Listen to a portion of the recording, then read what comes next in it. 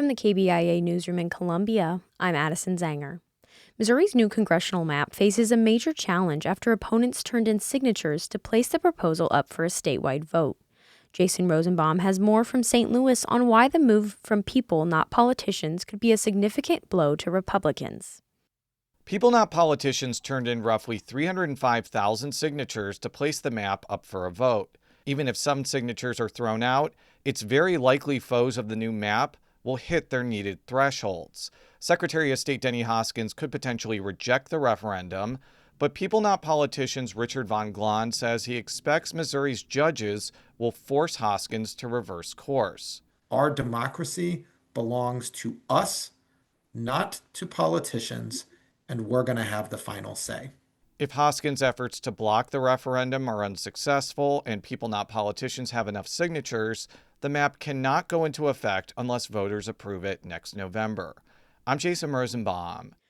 A Cole County judge has upheld the Missouri legislature's ability to redraw congressional boundaries. After lawmakers passed a more GOP-friendly map in September, several plaintiffs sued in Cole County Court, arguing that the Missouri Constitution didn't authorize them to redraw districts in the middle of the decade. But Cole County Circuit Judge Christopher Limbaugh upheld the map yesterday, adding that there's no constitutional prohibition on mid-decade redistricting. Chuck Hatfield, an attorney for the plaintiffs in the case, said he plans to appeal the case to the Missouri Supreme Court. The Missouri State Board of Education said it will support open enrollment ahead of the upcoming legislative session in Jefferson City. Hiba Ahmed reports from St. Louis. Voluntary open enrollment would allow families to send their students to school districts of their choice and not the one they live in. It has historically passed the House and routinely fails to pass the Senate and reach the governor's desk. But this year, the Missouri State School Board included its support for the policy despite pushback from some board members.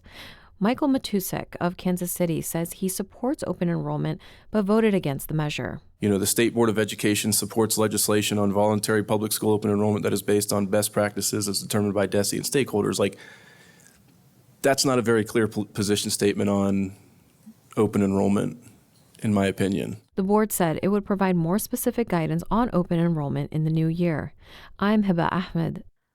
Attorneys for former St. Louis Circuit Court Attorney Kim Gardner say she did nothing wrong when she sought reimbursement from her office for the costs of a 2022 ethics complaint over her prosecution of former Governor Eric Greitens. Gardner was in court Tuesday for a second disciplinary hearing related to those reimbursements. The state says she improperly used the office contingency fund for personal expenses. But Harvard Law professor Ronald Sullivan says Gardner was not the first person in the office to do that. And in all the years prior, nobody, not a single solitary human being not named Kimberly Gardner, was ever challenged for using this contingency fund.